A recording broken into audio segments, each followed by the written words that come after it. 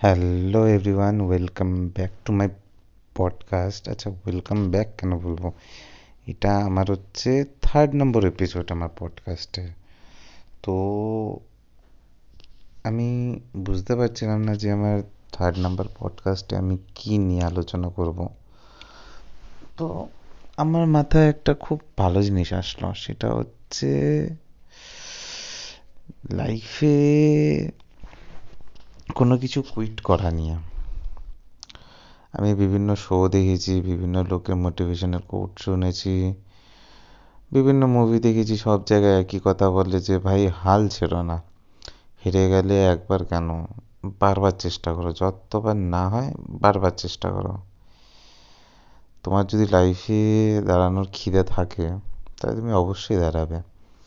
আমি যে ফ্যামিলি থেকে বিলং করি, আমরা লোয়ার মিডিল ক্লাস, কিন্তু আমার মা বাবা আমাকে কোনো দিন কিচ্ছুর অভাব হতে দেয়নি। হয়তো নিজেদের শখ আহ্লাদ ইচ্ছা স্যাক্রিফাইস করে আমার শখগুলো মেটানোর চেষ্টা করেছে। তার জন্য আমি মা বাবার ওপর সারা জীবন কৃতজ্ঞ থাকবো। তো আজকে আমার এই পডকাস্টটা বানানো হচ্ছে একটাই কারণে, যে আমি যারা মানে এখন কেরিয়ারে স্ট্রাগল করছে, বলবো না মোটিভেশন, তোমাদেরকে কিছু কথা শুধু আমি বলতে চাই। দেখো, একটা কথা হয় না যে হার মেনো না বন্ধু। আমার লাইফে একটা স্টোরি বলি। আমি 2014-তে এইচএস দিয়েছি, এবং আমাদের টাইমে 2014-তে অনেক ছেলেপেলে ফেল করেছিল, অনেক, specially in the science stream. তো আমার ম্যাথ আর কেমিস্ট্রিতে ব্যাক আসে। যখন আমি স্কুলে রেজাল্ট আনতে যাই, সবাই পাশের রেজাল্ট নিয়ে যাচ্ছে, সবাই আনন্দ করছে, একে অপরকে কোলাকুলি করছে। স্কুল লাইফে শেষ দিন, সবাই কত আনন্দ, ঠিক আছে, স্কুল লাইফে শেষ দিন আনন্দ করছে বা সবাই কলেজ যাবে। কিন্তু এদিকে আমার হাতে রেজাল্ট আসলো যে আমি ফেল, ম্যাথ কেমিস্ট্রিতে আমি বাজেভাবে ফেল করেছি। মানে আমি ইনস্ট্যান্ট হতাশ হয়ে গেলাম ভাই, ইনস্ট্যান্ট। হতাশ হওয়ার থেকেও বেশি, আমার বরাবর ছোটোবেলা থেকে এমন না যে সাকসেসফুল হতে হবে, বিশাল সাকসেসফুল হতে হবে, আমি কেরিয়ারটা স্টেবল করতে চেয়েছিলাম।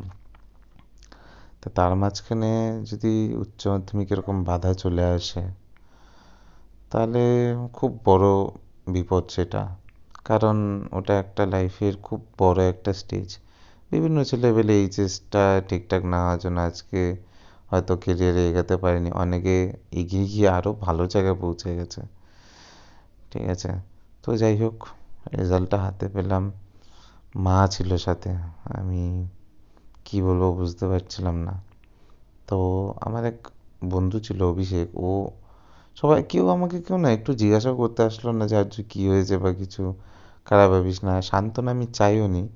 কিন্তু মানে কারোর কাছ থেকে কিছু শুনতে পাইনি, কেউ কিছু বলতে আসেনি। শুধু আমার একটা মাত্র বন্ধু ছিল, অভিষেক নাম। ও এসে আমাকে আর মাকে বললো যে তোমরা না খাতা রিভিউ করাও। তা আমি ক্লাস 12-এর পর ডিপ্লোমা দিয়েছিলাম এবং বিটেকও দিয়েছিলাম, দুটোরই এক্সাম দিয়েছিলাম। ডিপ্লোমার রেজাল্টটা কদিন পরেই বেরিয়েছে স্যার, কিন্তু বিটেকের রেজাল্ট বেরালো আর কি, আমার তো আর বিটেকে জয়েন করা হবে না। তো আলটিমেটলি আমি গিয়ে ডিপ্লোমায় গিয়ে জয়েন করলাম। বাট আমার না মানে ম্যাথ কেমিস্ট্রিতে ফেল করা নিয়ে খুব বড় ডাউট ছিল, কারণ আমার সাথে সাথে আমার সামনে পাশে পিছনে সবাই একই জিনিস লিখেছে, জেনারেলি যা হয়। তা খাতা রিভিউ করতে দিয়েছি, এবং আমার সাথে যারা যারা দিয়েছিল কাউকে না মানে শুনলাম না যে তারা পাশ করেছে। এবার আমি ইতিমধ্যে ডিপ্লোমা কলেজে ভর্তি হয়ে গেছি। মা বারবার বলতো যা রেজাল্ট নিয়ে আয়, রেজাল্ট নিয়ে আয়, ফেল রেজাল্ট হলেও নিয়ে আয়। অন্য লাইনে তো চলে গেছি, চিন্তা করে কিছু নেই, যা হবে জীবনে দেখা যাবে। মা আমাকে বরাবর খুব খুব মানে একটা বন্ধুরা যেরকম সাপোর্ট করে, যেমন তুলে ধরে, মাও সেরকম করেছে আমাকে। যাই হোক, ফেল রেজাল্টের ভয়ে আমি আর রিভিউয়ের রেজাল্ট আনতে যাইনি। ইতিমধ্যে বিটেকে ক্যাম্পাসিং শেষ, সবাই কলেজে ভর্তি হয়ে গেছে, আমি ডিপ্লোমা কলেজে ভর্তি হয়ে গেছি। 4 মাস পর আমার কি হুজুগ উঠলো যে না, যাই গিয়ে রেজাল্টটা নিয়েই আসি। রেজাল্ট আনতে গিয়ে যখন মানে যিনি ছিলেন, যিনি রেজাল্টটা দেন খুঁজে খুঁজে, উনি আমার পুরনো ফেল রেজাল্টটা নিলেন, নিয়ে নতুন রেজাল্টটা খুঁজতে খুঁজতে হাতে রেজাল্টটা নিয়ে বলছে, যাও একটা কাজ করো, মিষ্টি নিয়ে আসো। আমি ঠিক মানে ভ্যাবাচ্যাকা খেয়ে গেলাম, ভাবলাম কি ইনসাল্ট করছে নাকি না কিছু। আমি জিজ্ঞাসা করলাম মানে, বলছে তুমি পাশ করে গেছো। আমি ঠিক আমার চোখটা তখনই বড় বড় রসগোল্লার মতো নয়, আমি না বিশ্বাস করতে পারিনি যে সত্যি সত্যি আমি পাশ করে গেছি। কারণ পাশ করার কথাই ছিল ভাই, কারণ আমি জানি তো আমি কি এক্সাম দিয়েছি, পাস করে যেতাম, ফেল করতাম না এটা আমি জানি। তো যাই হোক, আলটিমেটলি ম্যাথ কেমিস্ট্রিতে তো পাস করে 12টা ক্লিয়ার হয়ে গেল, কিন্তু বিটেকে তো ভর্তি হওয়া হলো না। তো আমি ডিপ্লোমায় ভর্তি হলাম। ডিপ্লোমায় 3 বছর পড়াশোনা করলাম। প্রথম 2 বছর অতটা পড়াশোনা করিনি, কিন্তু শেষ বছরটায় ভালোই পড়াশোনা করেছি। তো ডিপ্লোমা করে দেখলাম মানে কাজ বাজে তো ভালো কিছু কাজ পাবো না। আমি কম্পিউটার সায়েন্স অ্যান্ড টেকনোলজি নিয়ে ডিপ্লোমা করেছি এবং কম্পিউটার সায়েন্স অ্যান্ড ইঞ্জিনিয়ারিং নিয়ে আমি বিটেক কমপ্লিট করেছি। তা দেখলাম বিটেকটা না করলে আমি সেরকম একটা ভালো স্যালারি চাকরি পাবো না। তা নিজের লাইফে আরও 3টে বছর কোনো মানে স্যাক্রিফাইস বলবো না, স্যাক্রিফাইস বলতেও পারেন নাও বলতে পারেন, কারণ ওই সময় লাইফটা খুব ভাইটাল হয়। তুমি যেই জিনিসটার ওপর ওই পার্টিকুলার টাইমটার ওপর তুমি তোমার মাইন্ডসেটটা যেইটার উপর ফোকাস করবে তোমার সেইটাই হবে। ভালো জিনিস হলে ভালো হবে, খারাপ হলে ওয়ার্স্ট হবে। যাই হোক, তো আলটিমেটলি আমি বিটেক কলেজে ভর্তি হলাম, পড়াশোনা করছিলাম, ভালোই ছিল, মনোযোগ ছিল, এমন না যে বিশাল পড়াশোনায় ছিলাম। আমি কোনো রকম 55 to 65% পেয়ে পাস করে যেতাম। ঠিক আছে, দ্যাটস ইট। কারণ আমি সারা বছর পড়তাম না, আমি পরীক্ষার 1-2 সপ্তাহ আগে 10 years কোশ্চেন নিয়ে বসে ওগুলো সলভ করতাম, ওখান থেকে কমন পেয়ে যেতাম। যাই হোক, 10 কথার এক কথা, বিটেকটাও আমি পাশ করলাম ভালোভাবে এবং 75% প্লাস পেয়ে আমি পাশ করেছি। আর সবথেকে বড় কথা, আমি চাকরি পেয়েছি। ছোটবেলা থেকে দেখা যে স্বপ্নটা ছিল যে কম্পিউটার ইঞ্জিনিয়ার হব, আমার দাদার বন্ধুরা আমার বাড়িতে এসে আমার কম্পিউটারেই কোডিং করতো এবং আমি হাঁ করে দেখতাম যে বাহ, আমি একটা কম্পিউটারকে বলতে পারছি যে তুমি এটা এটা করো, সেরকমই করে দেখাচ্ছে। খুব শখ ছিল আমার কম্পিউটার ইঞ্জিনিয়ার হওয়ার।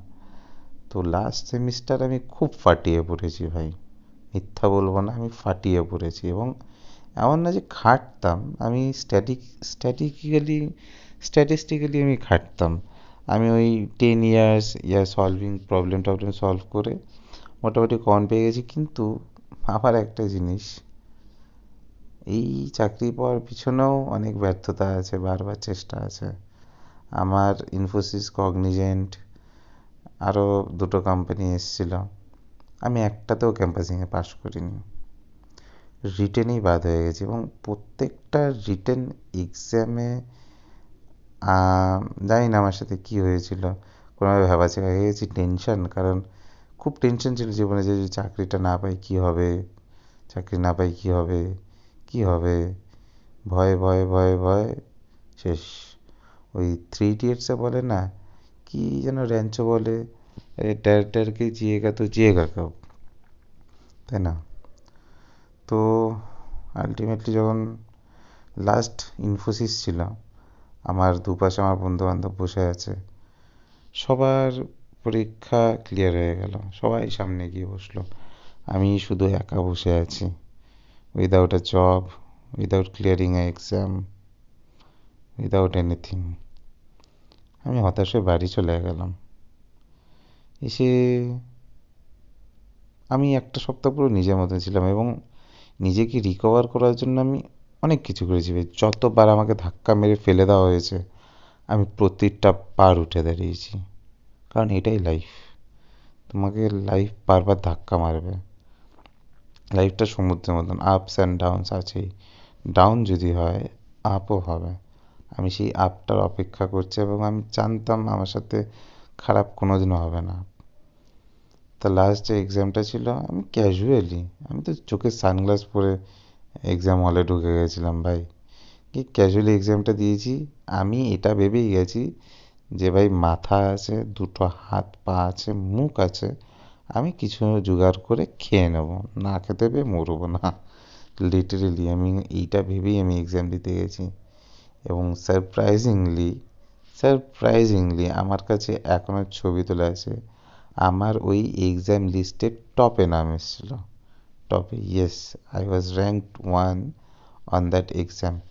কেউ বিশ্বাস করবে না ভাই, একটা এইচএস ফেল মানে করেছিল টেকনিক্যালি ছেলে, সে মানে একটা ইঞ্জিনিয়ারিংয়ে আইটি সেক্টরে ক্যাম্পাসিংয়ে পাশ করে বেরিয়েছে এবং নিজের ট্যালেন্ট, আমি কারোর কাছ থেকে দেখে করিনি, উল্টো আমি অনেকজনকে হেল্প করেছি, তারাও ভাইস ভার্সা আমাকেও হেল্প করেছে টুকটাক পরবর্তী জীবনে।